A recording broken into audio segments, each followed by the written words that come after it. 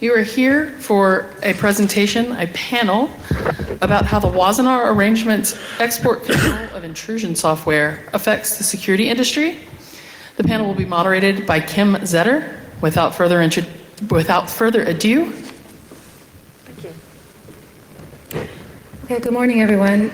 You probably already know what Wassenaar Arrangement is, but I'll give you just a brief introduction and then I'll introduce our panelists. And I just want to say up front, we want this to be participatory, so we don't want to leave questions for the end. If you have questions that come up for you at any time, come to the microphones and we'll take a break and take your questions if we can. So the Wassenaar Arrangement is an export control, it's not a treaty, but it's an agreement between 41 nations, including most of Western Europe and the US. And it's not a binding agreement. It's not a legally binding agreement, but what happens is that the 41 member nations then are expected to pass export regulations or rules or codify in their own nations that would either block the exportation of certain products and services or require a license for them. And in 2013, December 2013, the Wassenaar Arrangement was amended to add surveillance software. Actually, it was called Intrusion software. To the rules. And now member countries are in the process of implementing their own rules to comply with that. EU has already implemented some that went into effect earlier this year. And the US Department of Commerce is a division of it is currently proposing its rules.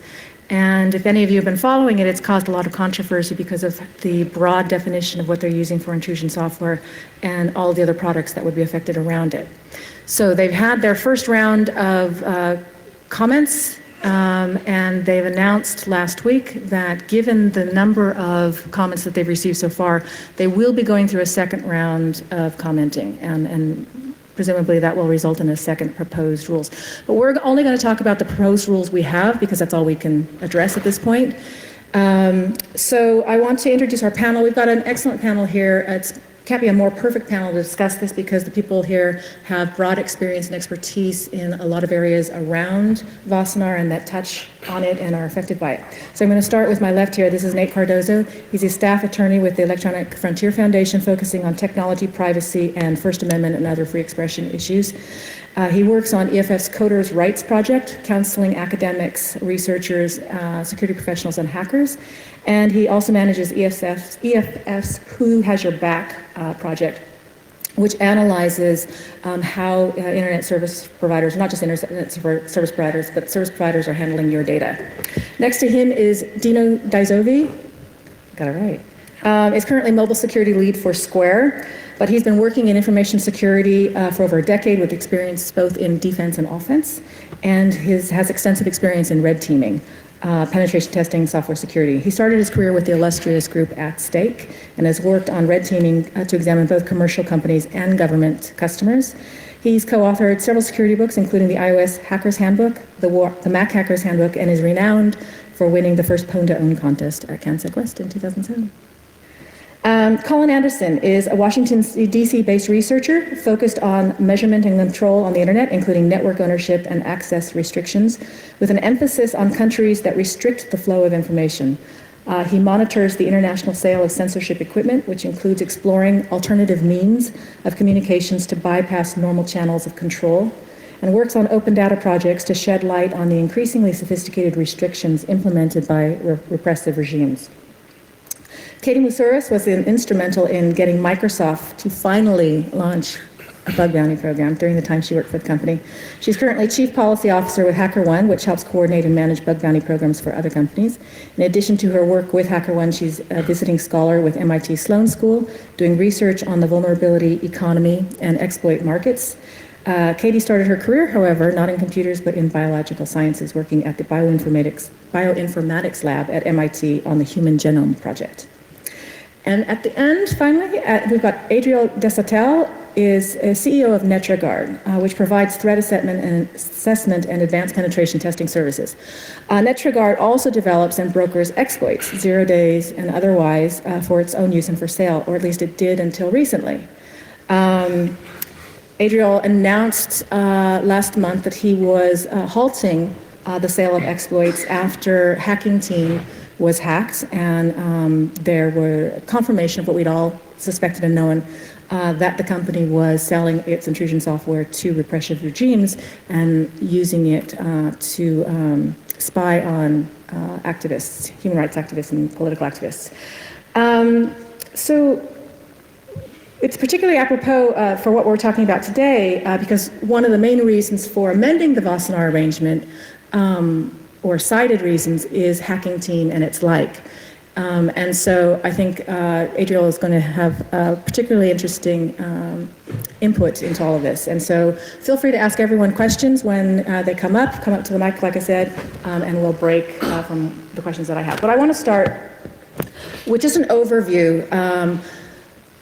There's a lot of confusion about what Wassenaar says and what it actually would do and how it's interpreted. And so I want Nate to start with this, and I'm also going to ask Colin to step in after him to tell us exactly what does it say, what are the most problematic parts of it, and how those parts could be interpreted. Great. Is this one? Okay. Thanks, Kim. So I'm Nate Cardozo. I'm a staff attorney at the Electronic Frontier Foundation, as Kim said, and I do some work in this area, mainly vis-a-vis counseling security researchers. I also submitted comments to the Commerce Department in July on our own as EFF, as well as in concert with Colin down the table and a number of other people. So the Wassenaar arrangement, and I think Colin maybe can give a history of it and what it actually controls. But the reason that we're here, the reason that we're in this place, is because of companies essentially like Hacking Team, like Gamma, the producer of FinFisher. These are companies that the human rights community has had a problem with for a long time. They sell software to governments who do really nasty things with it. And the Western democracies who host the companies that are selling this kind of software to regimes like Sudan, Saudi Arabia, Ethiopia, Bahrain, you name it, weren't happy with that situation. And I don't know, Colin, do you want to talk about the history of Wassenaar itself? Sure. Does this? Oh, come on. Can you hear? Okay. So the history of these controls go back about half a decade. Can you speak up, maybe use the desk spot? Yeah. Okay. I can't hear you very well. Okay. We'll switch to this. So these controls date back to about half a decade, in which you've had increasing visibility into the facilitation of human rights abuses by Western surveillance technologies. Increasingly, this became evident during the Arab Spring, in which both by research methods but also by disclosures of information, we started to see specific names.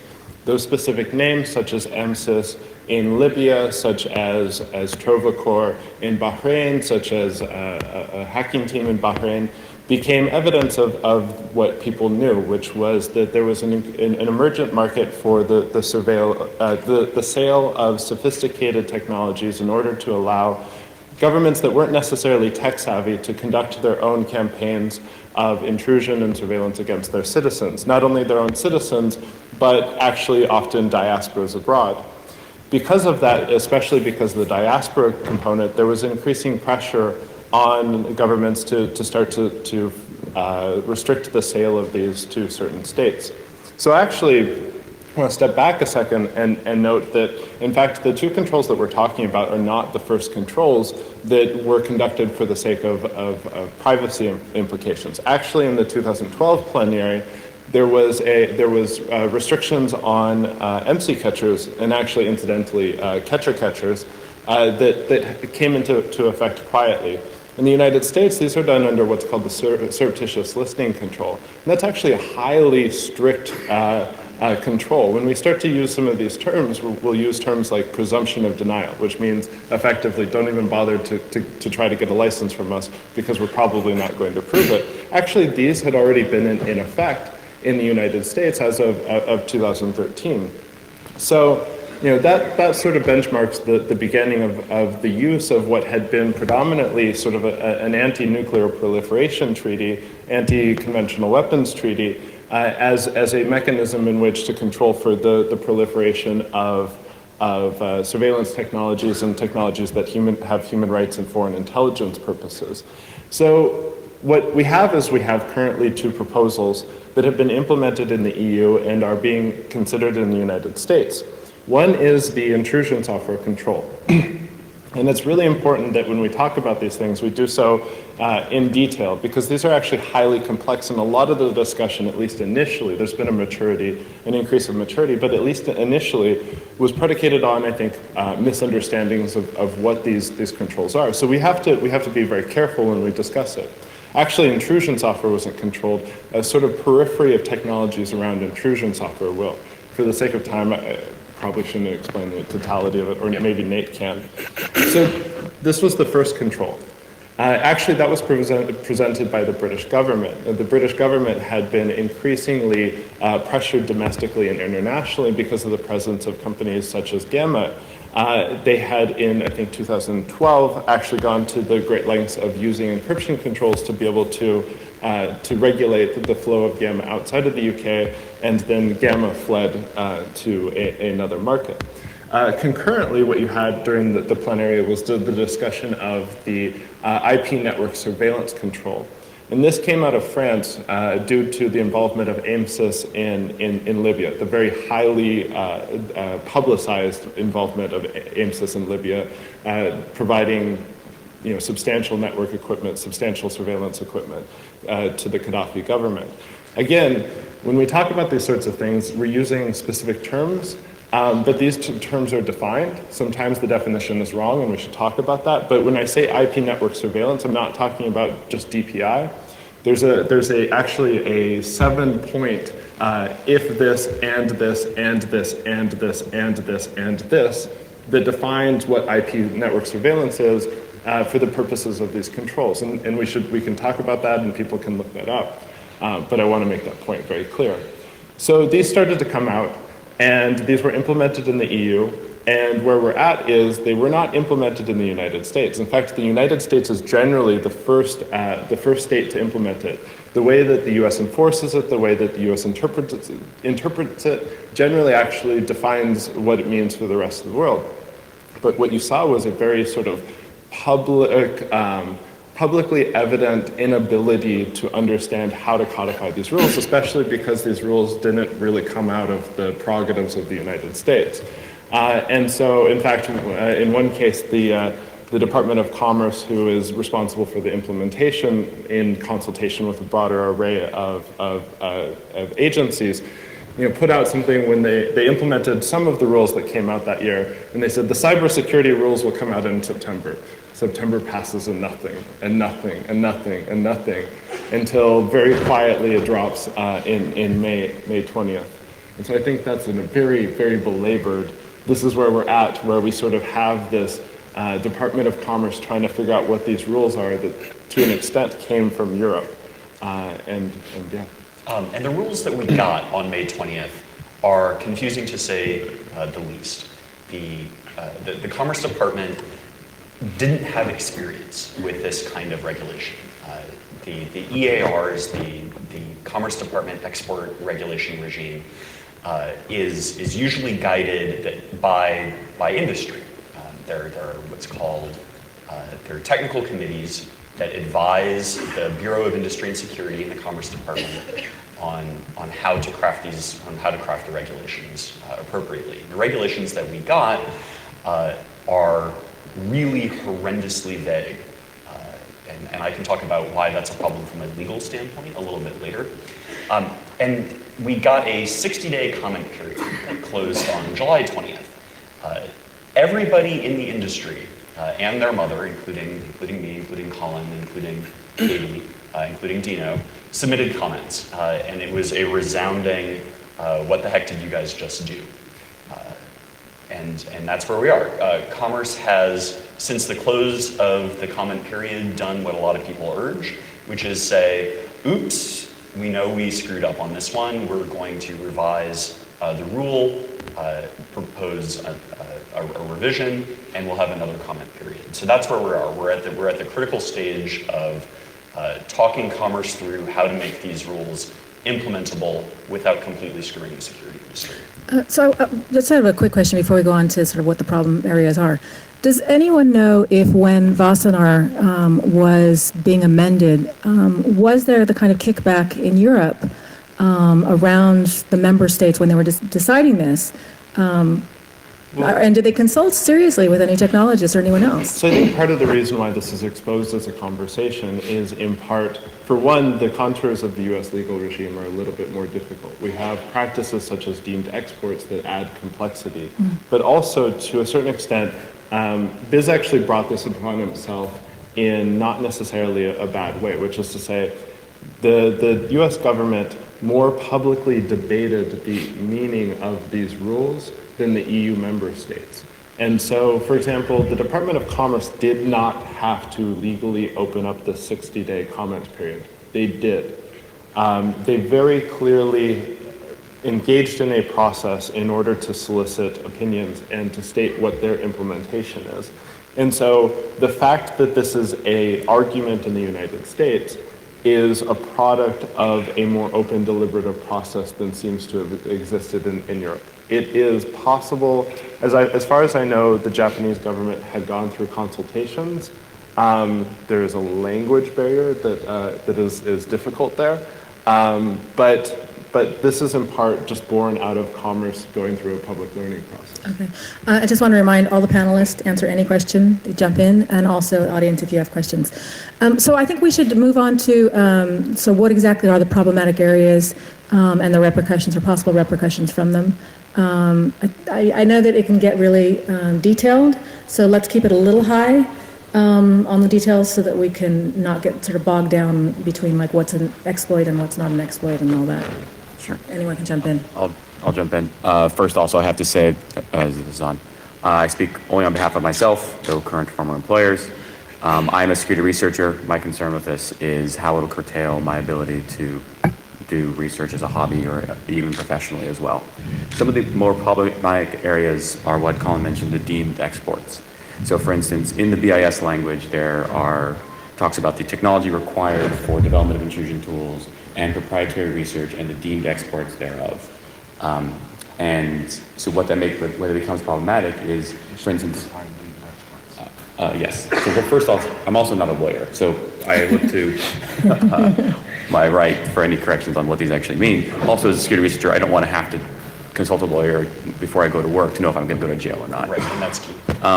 But deemed export, as I understand it in the EAR definition, includes oral transmission. So, for instance, and also, proprietary research is anything that is not public or not immediately deemed for publication, and technology required for the development of intrusion tools includes, I assume, vulnerabilities and techniques for bypassing protective controls. This might be hiding from an antivirus engine or so on. Where this runs into very sticky details is if I find a vulnerability in Joe's PHP whatever, because none of these regulations specify anything about what the vulnerabilities are in, the class of software, the size of the user base, and I use that to say, you know what, here's a pitfall that we need to be aware of and we need to defend against. And maybe it's not worth my time to, I know I'm a jerk, to go through the disclosure process and open myself up to potential risks that way. But I know, like, all right, we should be aware of issues like this. I can't communicate that to a non-US person that I work with. A coworker on a visa, if I communicate any of this, I am running afoul of these regulations as I understand them, not being a lawyer. That's right. And as Dino said, one of the more problematic areas here is that techniques are controlled. So if you want to use a software analogy, even if an export itself is not controlled, even if the code is not controlled, the comments are probably controlled because you're describing how to do it. Techniques and technology are controlled. Before you get to that, there is one finer point, and correct me if I'm wrong. The proposed rules are making a distinction between exploit and zero-day exploit. So anything that you describe about exploits, am I incorrect? No, so they don't differentiate. So I think we're kind of going in too far, which is to say, one of the things that we're talking about is, as a part of the rules, The intrusion software doesn't regulate intrusion software. The control doesn't regulate intrusion software itself. It regulates basically the C2 infrastructure. And as a part of that, it regulates what's called technology for development of intrusion software. So this is what was given to the Department of Commerce. This is something in which all of a sudden people are trying to figure out what is intrusion software? Is it an exploit? What is the technology for the development of intrusion software mean? This is exactly what Dino is referring to. Is intrusion software a vulnerability? Is technology for discussion of the vulnerability? An exploit, so when this came out, the Department of Commerce, again to their credit, engaged in an FAQ process. And they took questions on a weekly basis, posted it to an FAQ. Often it made people more confused, but sometimes it was clarifying. Maybe the more confusing point is they said, look, actually, if not all intrusion software, not all exploits are intrusion software. They have to meet this extended criteria. It's not that extended. But if they do, remember, intrusion software is not actually what's controlled. So what they do say, so 0 days doesn't factor into this, but what's interesting as a component, as I say, so a part of the way that Wassenaar works is member states have to implement language specifically, but they have flexibility in the way in which they implement it. What the, like, sort of, if there's a presumption of denial, how hard it is to get a license, who can't get it. They have flexibility in that respect. So what Biz said is, we are going to propose that as a part of it, we have a licensing process that has a disclosure requirement. And this disclosure requirement is actually kind of onerous, including potentially the disclosure of source code. But one of the things that it says is, we're going to have a presumption of denial in the case of intrusion software systems that include 0 days of rootkit capabilities. So it's not that they're regulating 0 days themselves. They're saying if a product has the possibility of supporting rootkit or 0 day activities, then you're going to be up for a presumption of denial, which is a death sentence for an exporter. Well, because that's very vague, because for instance, Metasploit, you can just drop in a 0 day exploit written as a Metasploit module now, and that's trivial. So Metasploit has capabilities for 0 day exploits. By that definition, every single penetration testing framework on the planet, by that definition, by it being a framework, has support for 0 day capabilities. And they didn't say whether it included it. Right. So I want to stay on that part. Katie, I wanted to bring you in, and Adriel as well, particularly about the bug bounty program. So Dino's talked about how this might affect research and communication with workers. Also, I wanted to address one other issue in terms of implementing your own security software on your systems if you have overseas offices. Presumably that's going to have some kind of effect as well. But Katie, you want to talk about the bug bounty programs and how this is going to affect disclosure processes in general, and bug bounty programs in particular? So bug bounties are simply an incentive for vulnerability disclosure. It is a subset of vulnerability disclosure overall. And the way that the Wassenaar arrangement threatens the primitives of vulnerability disclosure are in some of the ways that other panelists have been discussing. If I could simplify what it is, what we mean by techniques, I can give you an example of where had the Wassenaar arrangement as it stands been passed a few months earlier in 2013, you mentioned that I was the one who pushed forward the Microsoft bug bounty programs. One of those programs was specifically designed to award security researchers for coming up with new exploitation techniques. The language in the mitigation bypass bounty, that's a $100,000 bounty that Microsoft has paid out at least 5 times since then, to learn about new exploitation techniques, the language is nearly identical to the language that is in the Wassenaar arrangement about exactly what is controlled. So if you think about it, this is something that defense needs to learn about as early as possible, as opposed to offense, which can use existing techniques, such as return-oriented programming would be an example of, I'm pretty sure everyone can hear me, but I think I'm the loudest one on this panel. So return-oriented programming would be an example of an existing mitigation bypass technique that offense can use to bypass all the protective countermeasures on a given platform. That is an existing technique. Offense doesn't necessarily need to invest in learning about new techniques. However, defense absolutely needs to learn about these techniques. So an example of a bug bounty program or a bounty program that would have been actually not even possible to launch had Wassenaar been passed a few months earlier. I mean, I even confirmed this with the TWC lawyer who helped me do it I think a couple of weeks ago, that I don't think it would have been possible. So distinctly, this is getting in the way of legitimate vulnerability disclosure, let alone research. So I wanted to add actually something about a hypothetical situation. Let's say Microsoft were designing mitigations, and as part of that, they had a team that was investigating new techniques, and that team included a non-US person. So unless Microsoft publishes those techniques, those exploitation techniques, which I don't think Microsoft is the type of company to be publishing offensive techniques, as I understand it, they would be violating the BIS proposed rules by having their offensive researchers in-house communicate to their defensive researchers who are working on improving mitigations if any of those two teams included a non-US person. Correct, and that gets us to the deemed export Right. stuff as well, because it's a deemed export if you essentially tell a foreign national, even if that foreign national is employed by your company. So that's one of the ways in which the deemed export provision of this is damaging to even inside the same company communication about these techniques that you would need to actually implement defenses. Mm-hmm. I'm wondering though if, we're all talking about worst case scenarios, and I'm wondering, I understand the need to have precise language and to have narrowly defined terms and all of this. But are we making a big deal about this? And also, the other question is, it's only an export license. What's the big deal? So from a constitutional law perspective, being the lawyer on the panel, we have a doctrine in the United States that the shorthand is void for vagueness. If there's a criminal statute that an average person of ordinary intelligence can't tell whether their conduct would lead to criminal penalties or not, that statute is unconstitutional.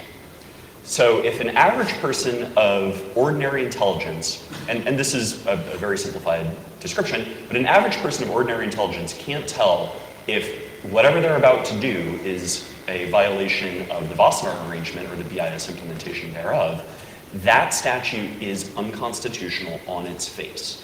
So we are making a big deal of how vague this is because it has serious legal implications from a US constitutional law perspective. So we don't just have to get the definitions precise, we have to get the definitions understandable, or they are per se unconstitutional. And what are the repercussions? Let's just address that and then I'll come to you. Oh, no. I think, Katie, did you want to say something? But I wanted to ask him, what exactly are the repercussions if you don't understand it and you do violate? Oh, well, then you have a complete defense. No. So, I mean, what are the potential, are we talking about a fine? Are we talking about?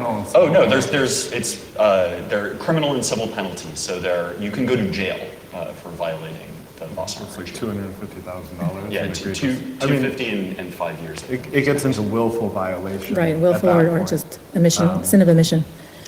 Katie, did you want to? So what I was going to say is, one of the big questions, and I think you were trying to get at it in terms of consultation with the right technologists, et cetera, when drafting the original version, is I think they did attempt to essentially threat model this when they were putting it together. What we are essentially pointing out is that their threat model missed a few key elements. They didn't understand vulnerability disclosure because they thought vulnerability disclosure would be protected because they assumed that every piece of technology involved in a disclosure would eventually become public. They did not understand the distinction between a technique which may not become public and a vulnerability or an exploit or all of the rest of the things. So that was essentially a gap in their threat modeling of this regulation. That is essentially why we're in this place where we're struggling to push back on these definitions, really crisply define them, but also point out areas where they misunderstood the mechanics of what they were trying to control itself. So, did you want to say something? I wanted to inject a point, going back to the drawing board of Wassenaar, as a researcher, I understand the desire to control surveillance tools, and I would wish that the language was crafted more focusing on the aspects of the tools that make them surveillance tools, and that would cause less collateral damage to penetration testing tools and other things that may provide external instructions to system processes, may exfiltrate some data, but once you start getting towards the aspects of the tools that hacking team and Gamma Group produce that make them especially like offensive, like, I don't know, capturing Skype audio streams and like bypassing encryption that way. There's no mention of anything like that, and these are the things that make these products especially useful for these regimes. And it would, in my mind, be more clear if they focused on that. Don't you think, though, that, and especially when delivering, real penetration testing services, don't you think that there are a lot of tools that we're going to use, because I know we do, that might also be easily classified as surveillance tools? There definitely are, and having done years of penetration testing myself, like I did remember liking to add some flair of a screenshot or take a picture with the camera. Sure. However, I feel like in most engagements, capturing audio streams from the target computer for an extended period of time, capturing video streams, capturing personal communication that is normally encrypted. Once you're entering into that category, like if you delivered as a penetration tester, if you delivered a report that did that, your customer would be pretty upset for invading the privacy of their employees in the scope of the engagement. You can, yes, technically exfiltrate some data, but just to show your access. And these are things that are, I think, unique to these surveillance tools that I don't see being running in common with a penetration test engagement or their tools. Do you want to I just want to go to a comment after you, so go ahead. So with a lot of the higher threat engagements that we do, we have customers that will ask us to reproduce the type of attack that somebody might see coming from an enemy state, right? And we have customers that want to see just how much we can reach, and they want to see how far we can dig in the privacy of their employees. Things like turning the webcams, just like you mentioned. To facilitate that, we ended up building a tool that we called Radon, and we use it for our, what we call a platinum level service, right? It's a high threat service. And Radon does a lot of stuff along with the potential for data exfiltration. It does all the monitoring. It's completely undetectable. It bypasses antivirus. Does all these different things. What the customer ends up getting at the end is a report that shows not only where vulnerabilities are, but the paths to compromise. So it shows the path to access their critical data, and it shows the different paths that we're able to use to covertly exfiltrate data. And when we're able to hit that hard and dig that deep and use that level of threat to test a customer's infrastructure, we can provide the customer with a method of remediation that can defeat those higher level threats. I understand the value, and I 100% agree with you on the value of the attack path as well, and showing the choice the attacker makes to get to that data. But I personally feel that, like, in a penetration testing engagement, like a single picture of a webcam is enough to demonstrate. Maybe not a live video feed, or just saying, look, we have full access on the system. We've exfiltrated 2 gigabytes of stub data. That doesn't mean you need to steal, actually exfiltrate. We exfiltrated, 2 gigabytes of actual PII. Yeah. You don't have to do that, but just demonstrating 2 gigabytes of data undetected that may match the regular expression for credit card number, for instance. Yeah. Are enough to show the access and the capability. And there's I think, a well-defined line there that could differentiate surveillance tools that are used for, this type of surveillance from the tools that the penetration, the security industry uses every day. We have a question for a second. So my question is kind of twofold. One question is export restrictions on software. The idea of it in and of itself just seems illogical. You're restricting, say, source code, so someone's thoughts. How do you enforce that in a global internet? And is this just financial, like software you pay for? So free and open source software, things like that. How do you enforce an export restriction on software? So actually twofold. Actually, partly as a result of the work of the EFF, open source software is considered speech and is not controlled by the EAR. Mm-hmm. Secondly, there exists within Wassenaar something called the general software note. And what that is it's a decontrol note, which says this doesn't apply to. And what it says is is that if this is available commercially off of the shelf, it is not controlled by Wassenaar. Part of the reason we're at this point of controversy is that what the Department of Commerce said is there's only one thing that is not included in the general software node, and that's encryption.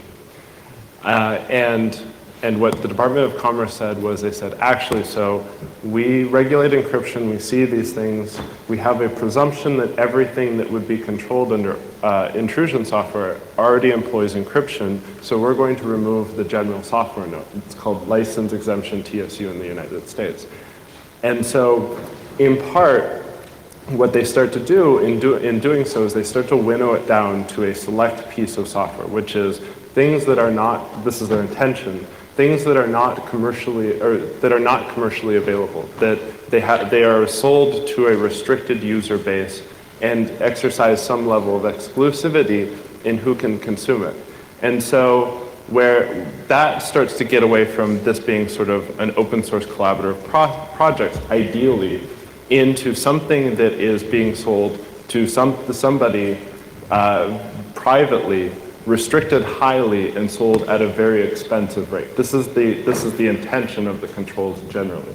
2 points. One, none of the controls, as I recall, mention sale. They only have a distinction between public and not. And likening the software to speech, I agree that treating free software as speech is great. But if only free software is speech and only commercial software is speech, let's liken that to publications. Books are speech, blog posts and tweets are speech, private correspondence, not speech. So it shows that there's a wide variety of free and protected speech, and these two categories are not sufficient. We have another question from the audience. Yeah, you mentioned encryption. I was wondering, the mechanism to implement these rules, are they comparable to the 90s when we had the export restriction on strong encryption, where it sounded like we had similar, the Department of Commerce, if I remember correctly, enforcing it. Is it the same mechanism in place, just not covering encryption, but software? It's similar. So in the 90s, encryption was regulated under ITAR. The rules that we're talking about are EAR, so Department of Commerce versus Department of State. During EFF's case, on behalf of Dan Bernstein, against the regulation of encryption in ITAR, part of the way that the government reacted to that case was moving from ITAR to EAR. So it's a very similar mechanism. The controls that we're looking at today look more like the ITAR restrictions from back in the 90s than they do like the encryption controls in EAR today. One of the things that I think we should learn from those original crypto wars is how much those controls ended up doing the opposite of what was intended, which is weakening the security of the internet as a whole. We are looking at essentially the same possibility with, unfortunately, well-intentioned regulations. And where I see this is where we have regulators and lawmakers who are straddling an age where conventional weapons could be regulated in such a way, but cyber weapons are an entirely different object for very many reasons, and are much more difficult to control using export controls for technology. If I were to sum it up, we are in danger of entering a prohibition era for exploitation and offense research. And much like the prohibition of alcohol that occurred in the United States for 12 miserable years, we do not need to suffer the consequences of such a state. I think at this point we are at a point where we can stop that from happening. I'll also add to your prohibition metaphor, which I love, by the way. Regulating something that you can make in your home in your bathtub is problematic. Right, and I mean, as John Gilmore said in '93, the net interprets censorship as damage and routes around it, and that's equally applicable here. But to belabor the alcohol reference, there's a difference between the moonshine and what the professional distillery is putting out. True, but not in the scope of these regulations. Basically, there's no distinction of a Right. vulnerability in Joe's PHP program that 5 people use, or a vulnerability in Windows or Android that 1 billion people use. And that's fundamentally the importance of this conversation over whether the general software note, whether what sort of license exemptions are brought to bear, because this is one of the things civil society actually engaged in this issue starting from the issuance. And this was one of the important points was there is a fundamental difference between what, I as a computer science was, like doing to screw with my friends back in high school or back in college, and what hacking team is putting out and the level of professionalism and support. And what the Wassenaar control framework allows for is a differentiation. However, what the Department of Commerce has issued as a proposed rule, not a final rule, does not differentiate these two things. However, in my reading of the Wassenaar, which I read the last couple nights ago, like the full text, I needed some help sleeping. And they did not make that distinction either. General software note. It attempts to make that distinction. With the, I'd fall off the line. Adriel, I wanted to talk about, so we're talking about sort of the difficulties of regulating this, and also just the difficulty of knowing who your end user is. So after it was exposed in the Hacking Team emails that you had sold an exploit to Hacking Team, you announced that you were going to end the sale of exploits. And you feel that there is a need for some kind of export control and that could help you know who your end user is in part. So Yeah. talk about that a bit. I think there has to be, so 0 days are here to stay, right? Software is fallible, and everybody is going to perform research, the good guys, the bad guys. And people are going to have exploits. They're going to be breaking into systems. They're going to have 0 days. I'm not going to tell people about, about the 0 days. Wassenaar is designed today, I'll get into what I think these controls should be. It really prevents legitimate researchers from doing a lot of the work that they should do, but it almost empowers the bad guys because the bad guys aren't going to care. The rogue nations aren't going to care about what Wassenaar says, right? So it's a hindrance.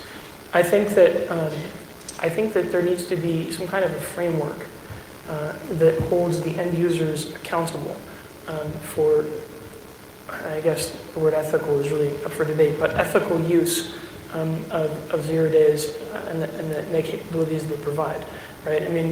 One example that I love using, everybody always accuses me of using the children example, is what the FBI did in 2013 when they busted a massive child porn ring with a 0 day, a Firefox 0 day.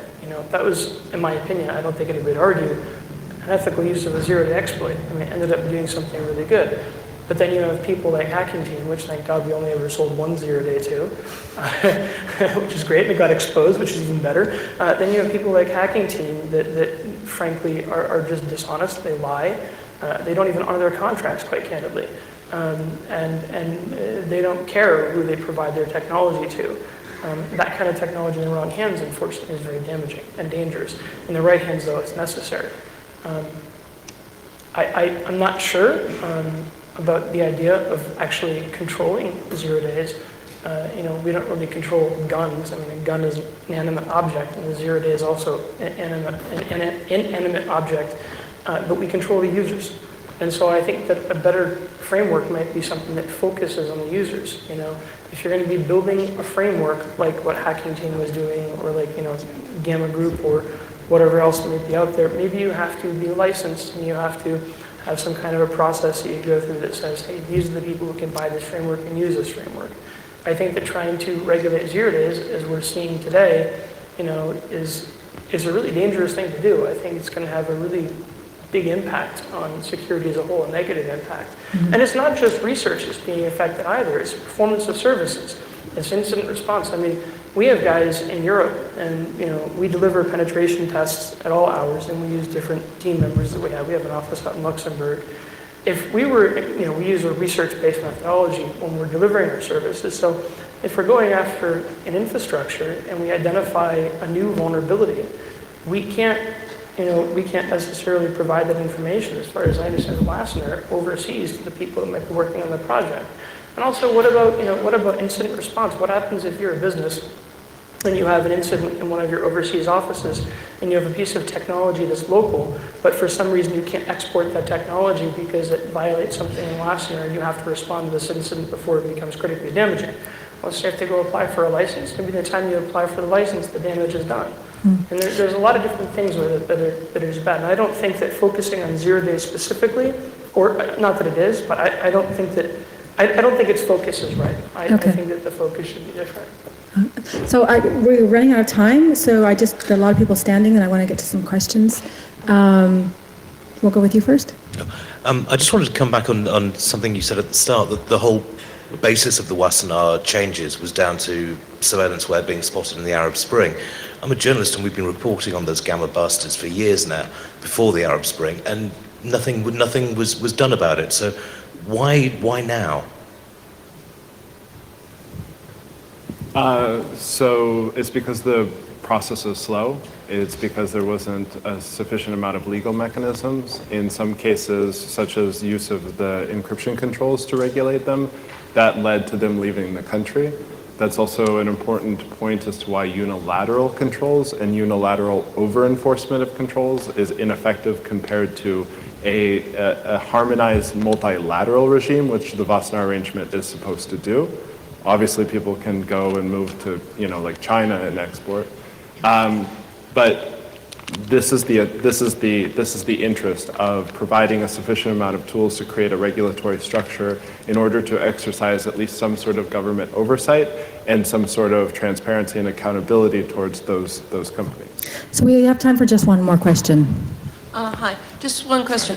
What effect, if any, would this have on threat intelligence services that claim to go out and mine data all across the web and the dark web and gather that for their clients? Would they be affected by this? Lawyer answer, it depends. Okay, we have time for another question, apparently. I turned away some people. Why don't you come back up? Great insights by the panel. Thank you, guys. My question really is, I'm glad that we're still having the conversation. I'm glad we still have the opportunity to talk about it. What are some things that we can do as a security professional community to kind of ramp this up and make sure that our voices are heard and that we protect the ability to do threat intelligence? Can you guys give us a way forward?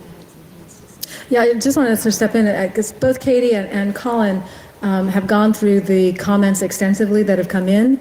And if you can address in responding to that also what people have been doing that doesn't help, the kinds of comments that can easily get dismissed because they're not helpful, or if we want to really empower the feedback that we're giving. Go ahead. So actually, I've been a proponent of these rules, and I sat in consideration going forward and thinking, wow, am I going to get lynched? Coming to Black Hat. And I reached out to some friends and I thought, well, is there still a constructive output? And the answer was yes. Look, the proposed comment period is closed, but BIS, Randy Wheeler is going to be at DEF CON tomorrow. That's public. That's engagement. And so even if the comment period is closed, the likelihood of any sort of outreach getting sort of attention is very high. In the meantime, in addition to that, we now know that there will be a second proposal, and so that will have its own comment period in which you can put in. What is helpful is not necessarily people put up, I think the jailbreaking community misunderstood, or I guess they understood, and put up some very farcical comments. Some known people in this, or aside this community, put up some hateful comments. But the vast majority were people saying, I am afraid of this is not helpful. That's good, it provides public pressure, but what is even better is to say, this is the specific thing that it prevents me to do, this is what you want to enable, this is how I think that you can fix it. And so the more that people can speak to material concerns and how they affect their security operations, the more that BIS will listen to you. And what ends up happening is at the end of the day, all of those suggestions get put into a table. And the more that people are saying the same thing, the higher that gets attention. And you should ask if you're going to be at DEF CON tomorrow. I don't know if it's a faux pas to cross-reference. If you're going to be, ask Randy Wheeler directly, what can I do to help you to make sure that you have a rule that is constructive and doesn't put more work on you as well? I think in short, be vocal. Oh, go ahead. So in all of this, I think the Department of Commerce, BIS, is required to come up with a rule that complies with the Wassenaar arrangement. I think that they're engaged, they are trying to get comments back. However, the carve-outs that they would need to apply in order to not fundamentally impede the defense of the internet itself in all of the various ways that the panelists here and various of you in the audience would have as examples of how the rule would affect them and would affect, defensive uses of offense technology. I think once all of the carve-outs are presented, it will be clear that we actually need to revisit Wassenaar itself. I do not think it will be sufficient to simply amend and provide carve-outs. We will do so, as a community, and I think that's important, but I think that should end up raising awareness that when you provide all of the exemptions required to make sure that this does not impede defense, that we are going to have to go back to Wassenaar and talk about different proposals to get at something that is more substantive and narrow to the cause at hand, which is protecting human rights. Okay, so we're out of time, unfortunately, but if you want to continue the conversation, I believe people will be happy to answer questions outside. They're going to hook us off the stage otherwise. But thank you for our panelists. Thank you.